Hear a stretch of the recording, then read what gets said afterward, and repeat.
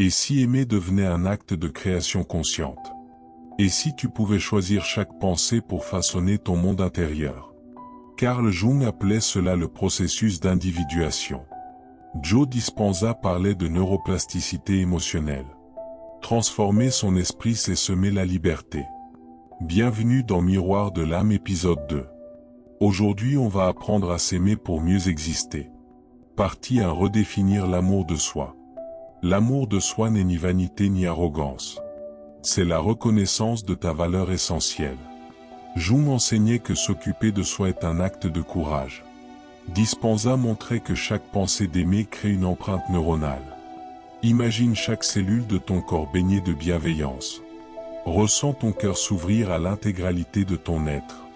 L'affection pour soi devient un socle incassable. Partie 2: neuroplasticité émotionnelle. Ton cerveau est malléable. Chaque émotion répétée sculpte ton cortex. Dispenza expliquait que répéter un nouvel état interne crée des circuits durables. Choisir la gratitude, la compassion, l'ancrage au présent est un levier puissant. Visualise les anciens schémas se dissoudre comme de la cire sous la chaleur. Vois tes nouvelles pensées filer comme des fils dorés reconnectant ton esprit. Ce travail d'apprentissage mental est une révolution intime. Partie 3: identifier les croyances limitantes. Pose ton attention sur ta voix intérieure. Quelles affirmations saboteuses reviennent en boucle? Je ne suis pas digne, je n'ai pas le droit de recevoir, je dois tout prouver. Jung appelait ces schémas des complexes issus d'enfance et d'histoire. Dispenza dirait que ce sont des programmes prédéfinis à remplacer. Reconnaître ces croyances, c'est les exposer à la lumière de ta conscience. Et dès lors elles perdent leur pouvoir. Partie 4: transformer le dialogue intérieur. Chaque mot que tu prononces en toi déclenche une cascade chimique. Remplace je ne peux pas par je choisis d'essayer. Substitue je ne mérite pas par je mérite de vivre pleinement. Vois comment ton état émotionnel se recalibre.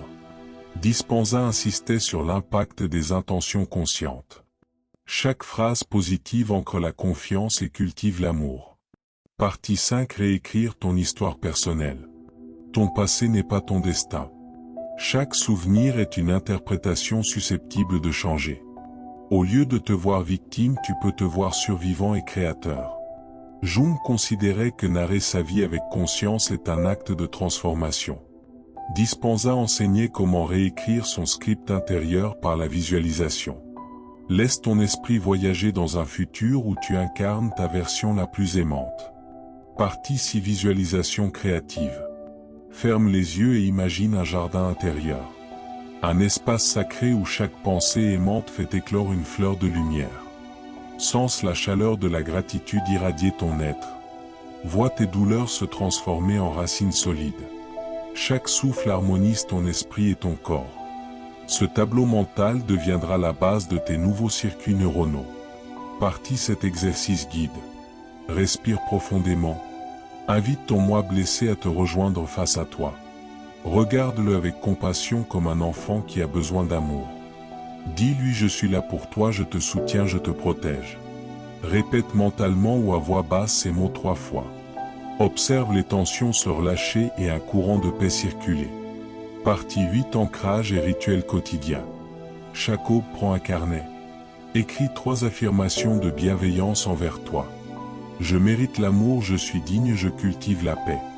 Lis-les à voix haute en regardant ton reflet. Laisse les vibrations se répandre dans ton corps. Répète ce rituel chaque matin pour établir une base solide. Partie 9: puissance de la gratitude et du pardon. La gratitude transforme les blessures en leçons. Reconnaître tes progrès nourrit ta confiance. Le pardon n'est pas oublier, c'est accueillir la blessure pour la transformer. Jung disait que la guérison naît de l'acceptation complète. Dispenza nous invite à ressentir le pardon comme une onde dorée qui traverse l'inconscient. Répand cette énergie dans chaque cellule. Partie 10: connexion au champ quantique. Ton esprit n'est pas isolé. Il communique avec un champ d'énergie universel. Dispenza parlait d'ondes de conscience influencées par nos intentions. En offrant l'amour à toi-même, tu émettais une onde positive vers le cosmos. Imagine un réseau d'âmes reliées par le même élan de transformation. Ton amour de soi prend une dimension collective. Conclusion.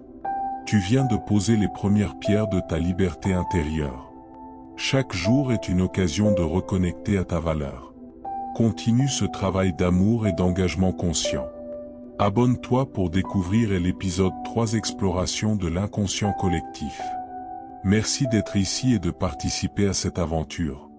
À très vite dans le prochain miroir.